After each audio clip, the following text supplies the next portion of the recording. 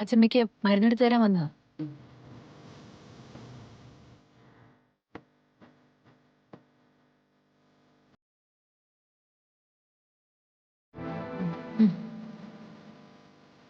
നീ അവിടെ നിന്നേ, പറയട്ടെ. നീ ഇന്ന് ചെയ്തത് വളരെ നല്ലൊരു കാര്യമാണ്. ശരിയായ ഒരു കാര്യത്തിന് വേണ്ടി നീ ശക്തമായി പ്രതികരിച്ചു എന്നേ ഞാൻ പറയും. ഇന്ന് നന്ദിതയുടെ കവിളത്ത് പതിച്ച തല്ല് കല്യാണം കഴിയുന്നതിന് മുന്നേ നിന്റെ വീട്ടിൽ നിന്ന് അവൾക്ക് കിട്ടിയിരുന്നെങ്കിൽ അവൾ ഇത്ര അഹങ്കാരി ആവില്ലായിരുന്നു. മക്കളെ ചെറുപ്പത്തിൽ ഉലക്ക അടിച്ച് നന്നാക്കണമെന്ന പഴമക്കാർ പറയാറുള്ളത്. അവള് വീട്ടിലിങ്ങനെയൊന്നും ആയിരുന്നില്ല അച്ഛമ്മേ. ഞാൻ പറഞ്ഞ ആ പറയുന്നതിനപ്പുറം ഒരു വാക്ക് അവള് മിണ്ടില്ലായിരുന്നു. അച്ഛന്റെ നിഴല് കണ്ടാൽ പോലും അവൾക്ക് പേടിയായിരുന്നു. അത്രയ്ക്ക് അച്ചടക്കത്തിൽ വളർന്ന കുട്ടി തന്നെയാ അവള്. സത്യത്തില് അവളൊരു പഞ്ചഭാവമാണ് അച്ഛമ്മേ. കല്യാണം കഴിഞ്ഞവളെ അവൾ ഇങ്ങനെയൊക്കെ ആയി മാറിയത്. അവൾ ഇങ്ങനെ ആയതല്ല, അവളെ ഇങ്ങനെ ആക്കിയതാണെന്ന് വേണം പറയാൻ. അനുരാധയും നിതീഷും കൂടിയാ അവളെ ഇത്രക്ക് വഷളാക്കിയത്. എനിക്കറിയാം അച്ഛമ്മേ. അവളെ അവരെല്ലാരും കൂടി ഏതോ സ്വപ്നലോകത്തിൽ ഉയർത്തി വെച്ചിരിക്കുക. ആ സ്വപ്നലോകം വെറും ഒരു ചീട്ടുകൊട്ടാരം മാത്രമാണെന്ന് ഒരിക്കലും അവൾ തിരിച്ചറിയും. ആ തിരിച്ചറിവ് ഉണ്ടാവുമ്പോഴേക്കും അവൾക്ക് ജീവിതത്തിൽ ഒരുപാട് നഷ്ടങ്ങൾ സംഭവിച്ചിട്ടുണ്ടാവും. അന്ന് അവൾക്ക് സംഭവിക്കാൻ പോകുന്ന വീഴ്ച, ആ വൻ വീഴ്ച, അതോർത്ത് എനിക്കിപ്പോഴേ പേടിയായി തുടങ്ങിയിട്ടുണ്ട്. നീ എന്തിനാ അതോർത്ത് വിഷമിക്കുന്നേ? നന്ദിതയെ നന്നാക്കാൻ വേണ്ടി നിനക്ക് ചെയ്യാൻ പറ്റുന്നതൊക്കെ നീ ചെയ്തില്ലേ? കല്യാണം കഴിഞ്ഞ് ഈ തറവാട്ടിലേക്ക് അവൾ കാലെടുത്ത് വെച്ച ദിവസം തന്നെ നീ അവളെ നന്നായി ഉപദേശിച്ചില്ലേ? എന്നിട്ടിപ്പൊ എന്തായി? നിന്റെ വാക്കിന് എന്തെങ്കിലും ഒരു വില കൽപ്പിച്ചോ അവള്? നീ പറഞ്ഞതൊക്കെ ഈ ചെവി കേട്ട് മറ്റേ ചെവിയിലൂടെ വിട്ടില്ലേ അവള്? അതൊന്നും പോരാഞ്ഞിട്ട് അനുരാധയുടെ വാലും തൂങ്ങി ക്ലബ്ബിൽ പോയി കുടിച്ചു കൂത്താടി വന്നില്ലേ അവള്? ഇത് നമ്മുടെ കണ്ണു മുമ്പിൽ നടന്ന സംഭവല്ലേ മോളെ? ഒന്നുമില്ലേലും നീ അവളുടെ സ്വന്തം ചേച്ചിയല്ലേ? സ്വന്തം ചേച്ചിയുടെ ഉപദേശം കേൾക്കാതെ തന്നിഷ്ടത്തിന് നടക്കുന്ന അവൾക്കിനി എന്ത് സംഭവിച്ചാൽ എന്താ? കാര്യങ്ങൾ തിരിച്ചറിയാതിരിക്കാനേ അവൾ ഇല്ല കുട്ടിയൊന്നും അല്ലല്ലോ. അനുഭവിക്കട്ടെ, അനുഭവിച്ചു പഠിക്കട്ടെ. സത്യത്തിൽ അവളൊരു പൊട്ടി പെണ്ണാച്ചമ്മേ. കതിരേത് പതിരേതെന്ന് തിരിച്ചറിയാനുള്ള ശേഷി അവൾക്ക് ഇല്ലാതായി പോയി. സത്യത്തിൽ അവളെ അങ്ങനെ തല്ലേണ്ടി വന്നതിൽ എനിക്കിപ്പോ നല്ല വിഷമമുണ്ട്. ചെറുപ്പത്തിൽ അവള് കുരുത്തക്കേട് കാണിക്കുമ്പോ അച്ഛൻ അവളെ നന്നായിട്ട് തല്ലുമായിരുന്നു. അന്നൊക്കെ അച്ഛന്റെ അടിയിൽ നിന്ന് രക്ഷപ്പെടാൻ എന്റെ പിന്നിൽ വന്ന് ഒളിക്കുമായിരുന്നു അവള്. പല കാര്യങ്ങളിലും ഞാൻ അവളെ നന്നായിട്ട് വഴക്ക് പറയാറുണ്ടെങ്കിലും ജീവിതത്തിൽ ആദ്യമായിട്ടാ അവളെ ഞാൻ തല്ലുന്നത്. ഗിരിയോട് അവൾ അങ്ങനെ പൊട്ടിത്തെറിച്ച് സംസാരിച്ചപ്പോ അന്നേരത്തെ ദേഷ്യത്തില് ഞാൻ അങ്ങനെ ചെയ്തു പോയതാ. വേണ്ടായിരുന്നു. അവളെ ഒന്ന് നന്നായിട്ട് വഴക്ക് പറഞ്ഞാൽ മതിയായിരുന്നു. നീ അതിന് ഇത്രക്കൊന്നും വിഷമിക്കേണ്ട കാര്യമില്ല. അവള് കാണിച്ചതേ ശുദ്ധ തെമ്മാടിത്തരല്ലേ. ഗിരിയോട് അങ്ങനെ കൈ ഉയർത്തി സംസാരിക്കാൻ മാത്രം അവള് വളർന്നോ? ഒന്നുമില്ലെങ്കിൽ നീ വീട്ടിന്റെ ഗൃഹനാഥന്റെ സ്ഥാനത്ത് നിൽക്കുന്ന ആളല്ലേ എന്റെ തക്കുടു. ആ തക്കുടുവിനോട് ഇങ്ങനെയൊക്കെ പറയാന്ന് വെച്ചാ അവള് ചെയ്തത് മാപ്പർഹിക്കാത്ത തെറ്റ് തന്നെയല്ലേ? തെറ്റ് ചെയ്ത കുട്ടികളെ മാതാപിതാക്കളെ ശിക്ഷിക്കാറില്ലേ? അത് ചെയ്തു എന്ന് മാത്രം നീ അങ്ങ് കരുതിയാ മതി. എന്നാലും ഞാൻ തല്ലിന്നൊക്കെ പറയുമ്പോ എന്റെ മോക്കത് വലിയ സങ്കടമായിട്ടുണ്ടാവും. എന്തായാലും എനിക്ക് അവളോട് സംസാരിക്കണം, കാര്യങ്ങൾ പറഞ്ഞ് മനസ്സിലാക്കണം. ഇല്ലെങ്കിൽ എനിക്ക് ഇന്ന് കിടന്ന ഉറക്കം വരില്ല അച്ഛമ്മേ.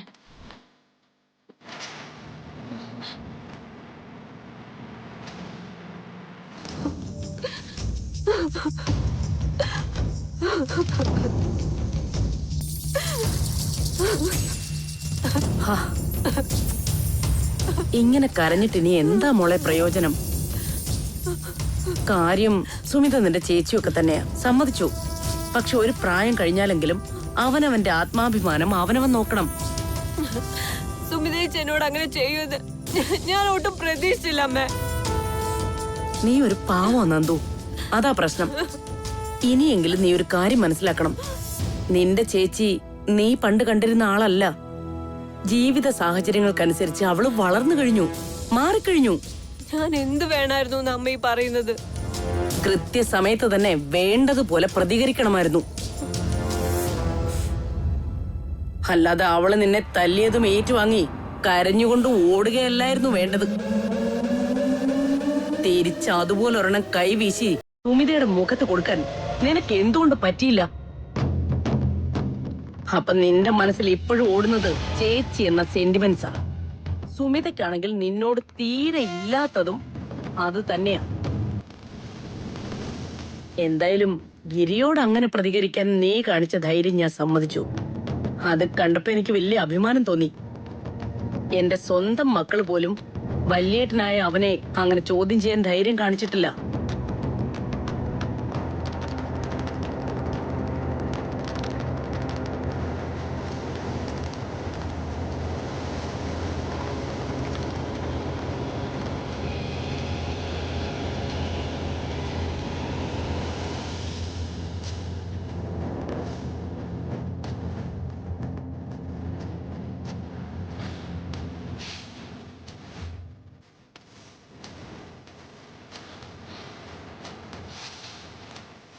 ഇനി അങ്ങോട്ട് നിന്റെ മനസ്സിൽ ഓരോരുത്തർക്കുമുള്ള സ്ഥാനം എന്തായിരിക്കണമെന്ന് നീ തന്നെ തീരുമാനിക്കണം. അവരോട് ചേച്ചി എന്ന പരിഗണന ഞാൻ ഇതോടെ അവസാനിപ്പിച്ചമ്മേ. ഇനി എന്റെ നേരെ അവര് കൈ ഉയർത്തിയ കാലി കിടക്കുന്ന ചെരുപ്പൊഴി ഞാൻ അവരുടെ മുഖത്തടിക്കും. അതിനൊരു സംശയം ആർക്കും വേണ്ട. ഇന്ന് അവരെന്നെ തല്ലിയതിന്റെ പേരിൽ മാത്രമല്ല അമ്മേ ഞാൻ ഈ പറയുന്നത്. അവരിൽ വന്ന മാറ്റം കുറെ നാളായി ഞാനും ശ്രദ്ധിക്കുന്നു. എന്റെ ഭർത്താവിനെയും കുടുംബത്തിനെയും അംഗീകരിക്കാൻ പറ്റാത്തവരാരും എന്റെ ജീവിതത്തിലും വേണ്ട.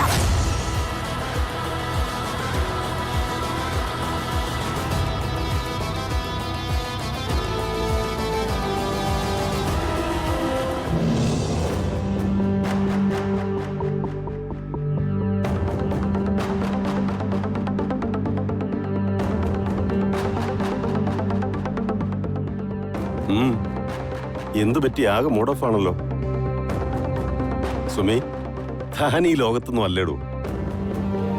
ചില ആളുകൾക്ക് മറ്റുള്ളവരെ പച്ചക്കള്ളം പറഞ്ഞ് വിശ്വസിപ്പിച്ച് ബ്രെയിൻ വാഷ് ചെയ്യാനായിട്ട് നല്ല മിടുക്കല്ല ഗിരി. എന്റെ രണ്ടാനമ്മയുടെ കാര്യമായിരിക്കും സുമി ഉദ്ദേശിച്ചതല്ലേ? അവരാൽ ബ്രെയിൻ വാഷ് ചെയ്യപ്പെട്ട ആള് തന്റെ അനിയത്തി നന്ദിതയായിരിക്കും. എന്താ ഞാൻ പറഞ്ഞത് ശരിയല്ലേ? അതെ, ഗിരി പറഞ്ഞത് 100% ശരിയാണ്. അക്കാര്യത്തില് വല്ലാത്തൊരു കഴിവ് തന്നെയാ ഗിരിയുടെ രണ്ടാനമ്മയ്ക്ക്.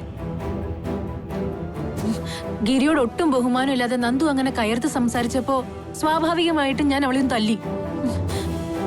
അന്നേരത്തെ ഒരു ദേഷ്യത്തിന് ചെയ്തു പോയതാണ്. പിന്നെ ആലോചിച്ചപ്പോ എനിക്കതിൽ നല്ല കുറ്റബോധവും തോന്നി. ഞാൻ അച്ഛമ്മയോട് പറയുകയും ചെയ്ത. അവളെ ഒന്ന് കണ്ട് സോറി പറയാന്ന് വിചാരിച്ചാ ഞാൻ ആ മുറിയിലേക്ക് പോയത്. തിരിച്ച് അതുപോലെ ഒരെണ്ണം കൈവീശി സുമിതയുടെ മുഖത്ത് കൊടുക്കാൻ നിനക്ക് എന്തുകൊണ്ട് പറ്റിയില്ല?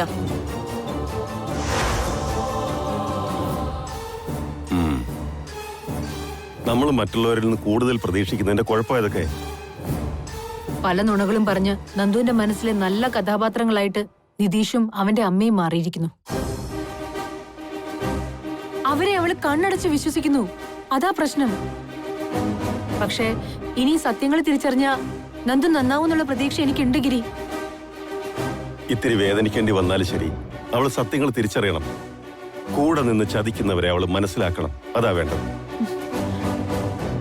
വിചാരിക്കുന്നത് പോലെ എല്ലാം കൈപ്പിടിയിലായാൽ അവരാദ്യം ചെയ്യാൻ പോകുന്നത് നന്ദിതയെ തള്ളിക്കളയാന്നതായിരിക്കും.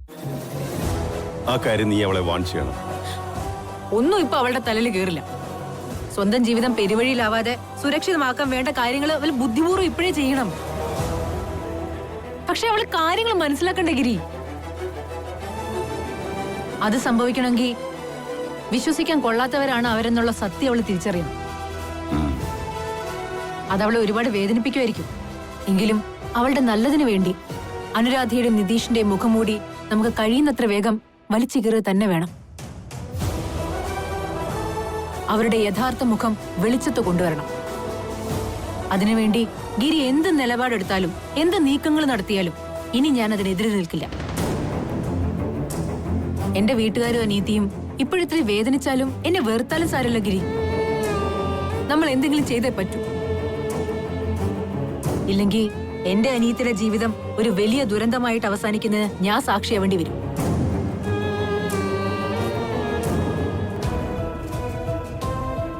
കഴിഞ്ഞുപോയ കാര്യങ്ങൾക്ക് മാപ്പ് പറയാനല്ലാതെ വേറൊന്നും ചെയ്യാനില്ല ഞങ്ങൾക്ക്.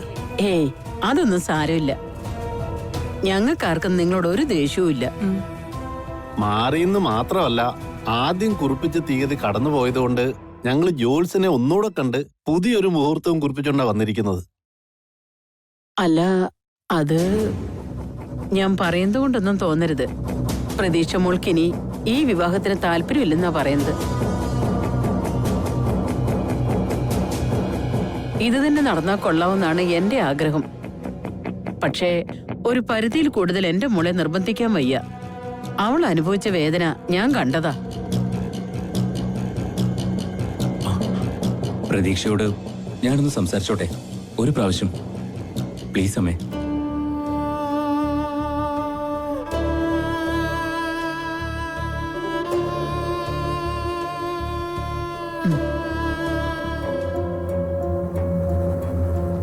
ഞാൻ അഭിലാഷിനെ കുറ്റപ്പെടുത്തിയിട്ടില്ല. നമ്മളിനി ഇതൊന്നും സംസാരിക്കേണ്ട കാര്യമില്ല.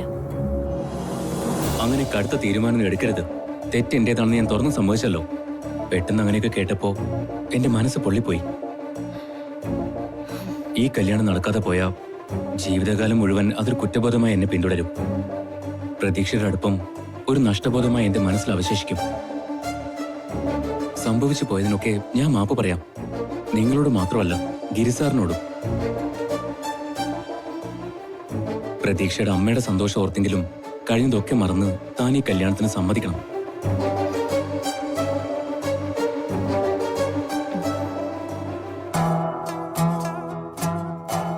നമ്മുടെ പദ്ധതികളൊക്കെ എങ്ങനെ ഇത്ര കൃത്യമായിട്ട് മനസ്സിലാക്കി ഗിരിയേട്ടന് പൊളിക്കാൻ സാധിക്കുന്നു? ഇതൊന്നും അവന്റെ മിടുക്കൊണ്ട് മാത്രം സംഭവിച്ചതല്ല. 24 മണിക്കൂറും ഗിരിയുടെ പിറകെ എന്നും നിഴല് പോലെ നടക്കുന്ന ഒരുത്തനുണ്ടല്ലോ, ആകാശ്. അവന്റെ കുരുട്ട് ബുദ്ധിയാ ഇതൊക്കെ. ആരുടെ ബുദ്ധിയായാലും ശരി, നഷ്ടം നമുക്ക് തന്നെയാ. അഭിലാഷിന്റെ തെറ്റിദ്ധാരണകൾ നീങ്ങിയതോടെ അവൻ വീണ്ടും പ്രതീക്ഷയുമായിട്ടുള്ള കല്യാണത്തിന് സമ്മതിച്ചു. അവൻ തിരിച്ചു ഓഫീസിൽ ജോയിൻ ചെയ്യുന്നതോടെ നിതീഷിന്റെ കാര്യം വീണ്ടും കട്ടപ്പുകയായി. ചേച്ചി ഇങ്ങനെ നിരാശ. നീ മിണ്ടരുത്. അഭിലാഷിന്റെ കാര്യം വെടിപ്പാക്കി തരാൻ ഏറ്റത് നീയായിരുന്നു. എന്നിട്ട് എല്ലാം കൊളവാക്കിയിട്ട് ഇവിടെ വന്നിരുന്ന് പ്രസംഗിക്കുന്നു. അത് പിന്നെ എല്ലാ കാര്യങ്ങളും ഒറ്റ ചാട്ടത്തിന് വെട്ടിപ്പിടിക്കണമെന്ന് പറഞ്ഞാ അതെങ്ങനെ ശരിയാവും ചേച്ചി? ആദ്യത്തെ അറ്റംപ്റ്റിൽ തന്നെ എല്ലാം വിജയിക്കണമെന്നില്ലല്ലോ. നിരന്തരം പരിശ്രമിച്ചാൽ ലക്ഷ്യം കാണാത്ത ഒരു കാര്യവും ഇല്ല. അങ്കിൾ ഇങ്ങനെ വേദാന്തം പറയാതെ എന്താ അടുത്ത പ്ലാൻ എന്ന് പറ. What is next? കമ്പനി ഭരണം നമ്മൾ പിടിച്ചെടുക്കണം. ഗരിയെ ആ കസേരന്ന് തെറിപ്പിക്കണം. നീ എന്ത് ഭ്രാന്ത അമ്പി പറയുന്നേ? സത്യത്തിൽ നിനക്ക് വട്ടു മാറിയില്ലേ? ഞാൻ പറഞ്ഞ ഭ്രാന്തും തമാശയൊന്നും അല്ല. നമ്മളെല്ലാരും കൂടി നാഞ്ഞ് പരിശ്രമിച്ചാൽ നടത്തിയെടുക്കാവുന്ന ഒരു നിസ്സാര കാര്യം. ചേച്ചിക്കും മക്കൾക്കും ഗിരിയുടെ കമ്പനി ഷെയർ ഇല്ലേ? ഷെയർ ഉള്ളത് എനിക്ക് നിതീഷിനും മാത്രോ? അതും ടോട്ടൽ ഷെയറിന്റെ 30% മാത്രം. മതി. ഈ 30% എന്ന് പറയുന്നേ അത്ര ചെറിയ സംഖ്യയൊന്നും അല്ല. ഇനി നമ്മൾ ചെയ്യേണ്ടത് കമ്പനി ഉടമയായ ഗിരിയോട് അത്ര താല്പര്യമില്ലാത്ത കുറച്ച് ഷെയർ ഹോൾഡേഴ്സിനെ കൂടി സംഘടിപ്പിക്കണം. കുറച്ചെന്ന് പറഞ്ഞ കൃത്യമായി പറഞ്ഞാൽ 21% ഷെയർ ഹോൾഡർമാർ കൂടി നമ്മുടെ പക്ഷത്തേക്ക് വരണം. അങ്ങനെ വന്നാ അങ്ങനെ വന്നാൽ കമ്പനി നമ്മുടെ കയ്യിലിരിക്കും. ഒന്നുകൂടി വ്യക്തമായിട്ട് പറയാം ബി. ചേച്ചി, നമ്മുടെ കയ്യിലിരിക്കുന്ന 30% ഷെയറും നമ്മൾ പുറത്തുനിന്ന് തട്ടിക്കൂട്ടുന്ന 21% ഷെയറും കൂടെ കൂടുമ്പോ എത്രയായി? 51% ഷെയറായി. അങ്ങനെ കമ്പനി പിടിച്ചെടുക്കാൻ ഷെയർ ഹോൾഡർമാർക്കിടയിൽ ഒരു മത്സരം വന്നാൽ നമ്മൾ ജയിച്ചു. ഗിരിയെ ചെയർമാൻ കസേരയെന്നും ഒരു പൂ എടുത്ത് മാറ്റുന്ന പോലെ നമ്മൾ അങ്ങ് മാറ്റും. എന്നിട്ട് ആ സ്ഥാനത്ത് ഇവനെ, നമ്മുടെ ഈ നിതീഷ് മോനെ കമ്പനിയുടെ പുതിയ ചെയർമാനായി നമ്മൾ ആരിയിട്ട് വാഴിക്കും. ഇതൊക്കെ നടക്കും അമ്പി. നടക്കും ചേച്ചി. ഈ ലോകത്ത് മാറ്റമില്ലാത്തതായിട്ട് ഒന്ന് മാത്രമേ ഉള്ളൂ, അത് മാറ്റം മാത്രമാണ്. പിന്നെ കാര്യം നടന്നു കഴിയുമ്പോ രണ്ടുപേരും കൂടെ എന്നെ കരിയാപ്പലയാക്കരുത് കേട്ടോ. എന്നെ കമ്പനിയുടെ ഒരു താക്കോൽ സ്ഥാനത്ത് തന്നെ ഇരുത്തണം. അത് പിന്നെ നമ്മൾ ചെയ്യാതിരിക്കും അമ്പിയങ്ങളെ, അല്ലമ്മേ? ആ പിന്നെ പ്രധാനപ്പെട്ട വേറൊരു കാര്യം, ഇതൊക്കെ ചെയ്യുമ്പോ നിങ്ങൾ ആ നന്ദിതയെ കൂടെ ചെറുതായിട്ടൊന്ന് പരിഗണിക്കണം. വേറൊന്നുമല്ല, ഇവൻ ചെയർമാനായിട്ട് വരുന്ന പുതിയ കമ്പനിയുടെ ഡയറക്ട് ബോർഡിൽ അവളെയും കൂടി ചേർക്കണം. വലിയ അധികാരമൊന്നും കൊടുക്കണ്ട, വേറെ ഒരു പാവക്കുട്ടിയായിട്ട് അങ്ങ് ഇരുത്തിയാ മതി. അതെന്തിനാ? വഴിയെ പോയ അവക്കെന്താ നമ്മുടെ കമ്പനിയിൽ കാര്യം? കാര്യമുണ്ട് ചേച്ചി. ഭാവിയിൽ അവളെ വെച്ച് നമുക്ക് ചില കളികളൊക്കെ കളിക്കാനുണ്ട്. ഗിരിയെ നമ്മൾ കമ്പനിയിൽ നിന്ന് പുറത്താക്കിയാൽ വീണ്ടും കമ്പനി പിടിച്ചെടുക്കാൻ അവൻ ആരെയും തലയും മുറുക്കി ഇറങ്ങും. അതിന് കട്ട സപ്പോർട്ടായിട്ട് സുമിതയും കാണും. അന്ന് സുമിതയെ നമുക്ക് ഒതുക്കണമെങ്കിൽ ഇവളുടെ നന്ദിതയുടെ സഹായം നമുക്ക് വേണ്ടി വരും. അതുകൊണ്ടാണ് അവളെയും നിങ്ങളുടെ കൂടെ നിർത്തണമെന്ന് പറഞ്ഞത്. ഇതൊക്കെ നടന്നാ മതിയായിരുന്നു ഭഗവാനെ. നടക്കും ചേച്ചി, ഈ അംബരീഷൻ നടത്തി കാണിക്കും.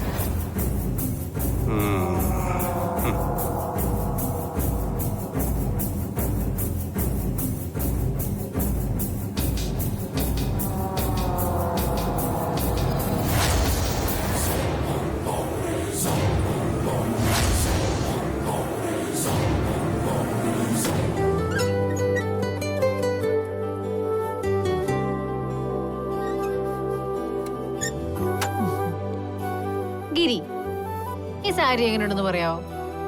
കുഴപ്പമില്ല, അത്രേ ഉള്ളൂ. നന്നായിട്ടുണ്ട്. ദേ ഗിരി, ഏതെങ്കിലും ഒന്നിൽ ഉറച്ചു നിൽക്ക്. കൊള്ളാങ്കി കൊള്ളാന്ന് പറ, പോറാണെങ്കി അത് പറ. എന്നിട്ട് വേണം ഇത് നാളെ കല്യാണത്തിന് ഉടുക്കണോ വേണ്ടയോ എന്ന് തീരുമാനിക്കാൻ.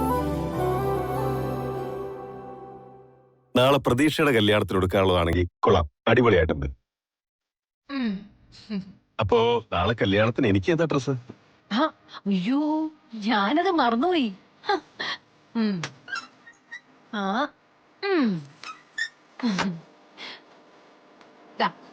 ഇതാണ് നാളത്തെ കല്യാണത്തിന് ഇടാൻ വേണ്ടി ഗിരിക്ക് വേണ്ടി ഞാൻ സെലക്ട് ചെയ്ത ഡ്രസ്. നന്നായിട്ടുണ്ട്. അല്ലെങ്കിലും കുർത്ത ഗിരിക്ക് നന്നായിട്ട് ചെയ്യും. ഇങ്ങനെ ഓരോ കല്യാണങ്ങൾ വരുമ്പോഴും ഞാൻ നമ്മുടെ കല്യാണത്തെ കുറിച്ച് ഓർക്കും ഗിരി.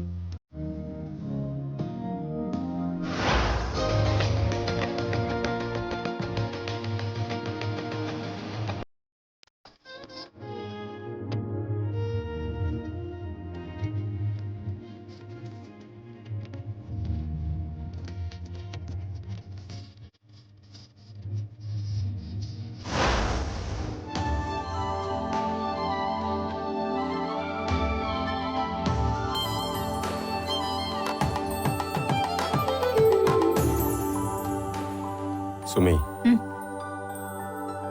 സുമിക്ക് എന്നോട് ദേഷ്യം തോന്നുന്നുണ്ടോ? എന്തിനാ? കല്യാണം കഴിഞ്ഞ് ഇത്രയും നാളായിട്ടും നമ്മൾ രണ്ടുപേരും യഥാർത്ഥ ഭാര്യ ഭർത്താക്കന്മാരായി ജീവിക്കാത്തതിന്.